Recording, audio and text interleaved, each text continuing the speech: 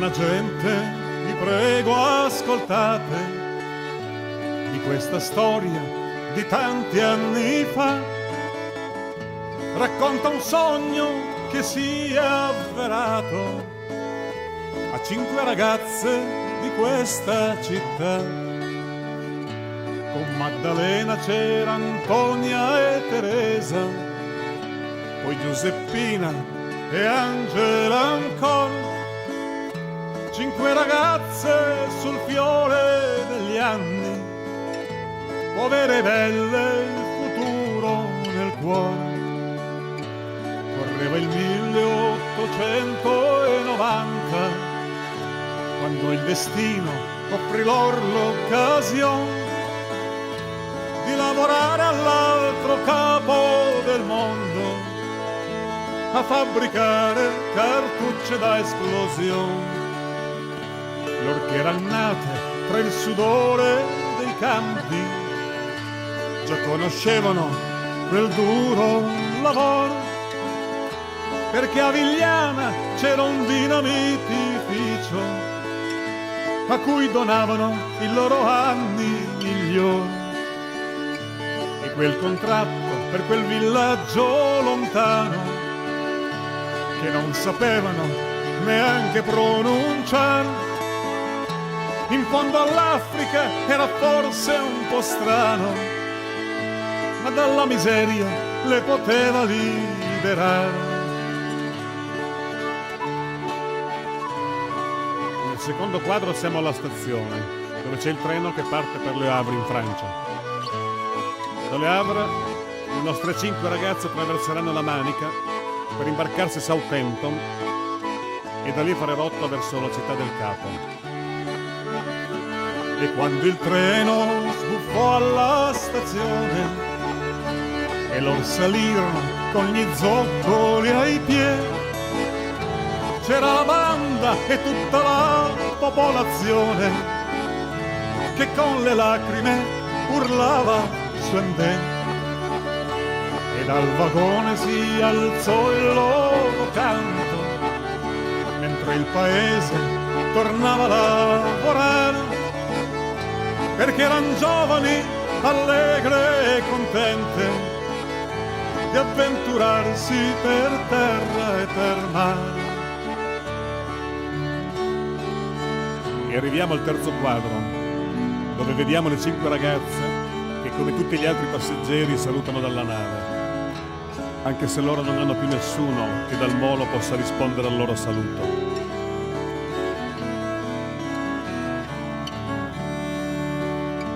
E sul piroscafo che dagli scogli inglesi, fra i lutti e i pianti di chi va via lontano, sta per partire per Città del Capo. Le nostre 5 salutano invano, ormai lontano è il loro piccolo mondo, solo i ricordi riscaldano i cuori, mentre da terra scoppia il finimondo di chi non vuol rassegnarsi al dolore. E quanti giorni di nave a vapore, quante emozioni fra l'acqua ed il cielo, e più imprecise diventano le ore, più l'ansia è forte e sconquassa il cervello. Pensate, o gente, che grande fortuna per chi la casa mai aveva lasciato, trovarsi un tratto tra la terra e la luna, a navigare sulla libertà.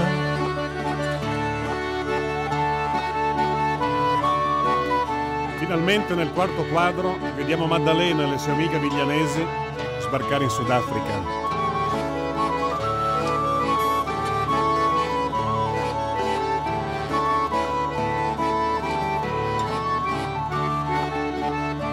E quando scesero al fin sulla terra, neanche il tempo di stare a riposare, che ancora quel porto non era la meta, così altri giorni di nuovo a viaggiare, prima sul treno, poi sui carri a cavalli, dai finestrini a guardar con stupor le meraviglie dei fiori e i cristalli e gli animali di tutti i colori.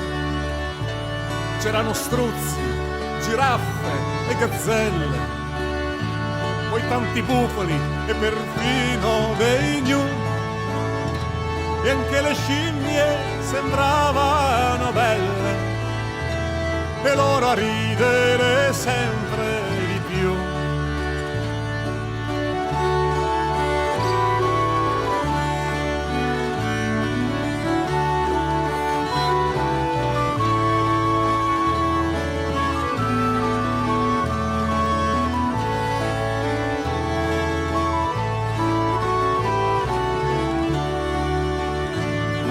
Finalmente l'arrivo a Pretoria, nella regione che chiaman Transvaal, dove purtroppo rivedo la storia col vero volto di chi conosce il mare.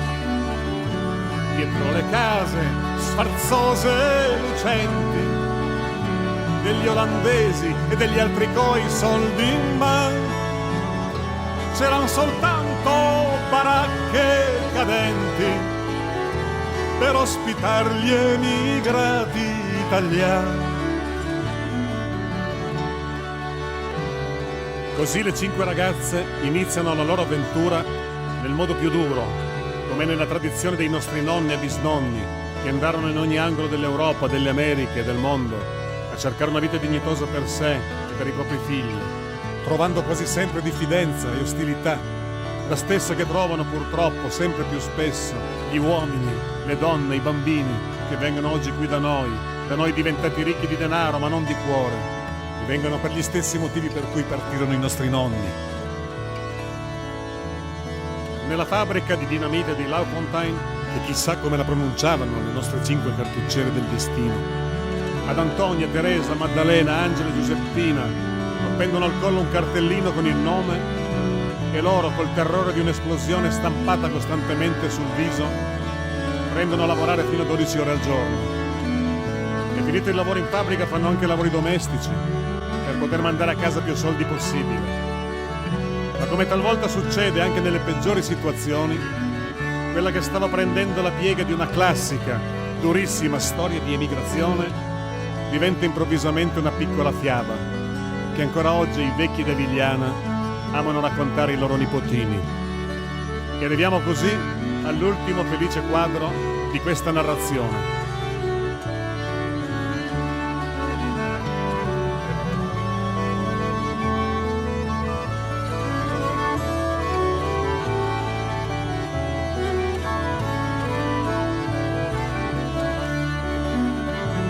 Tra quelle 5 ragazze splendenti, una era proprio davvero speciale, e dei suoi occhi sognanti e ridenti si innamorò il direttor generale.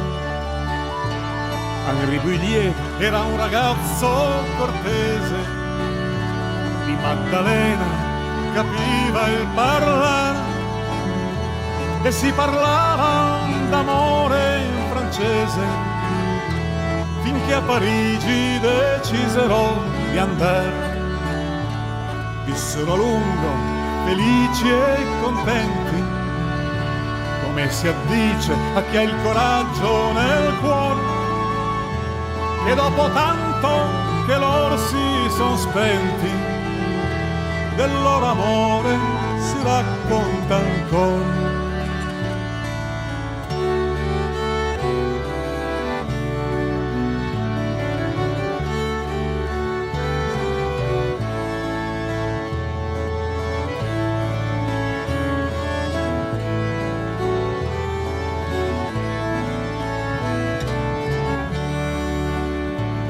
Fra le stelle in cielo con scaramucce, da Vigliana al Sudafrica ancora, ce ne son 5 che sembran cartucce, ma per accendere soltanto l'amore.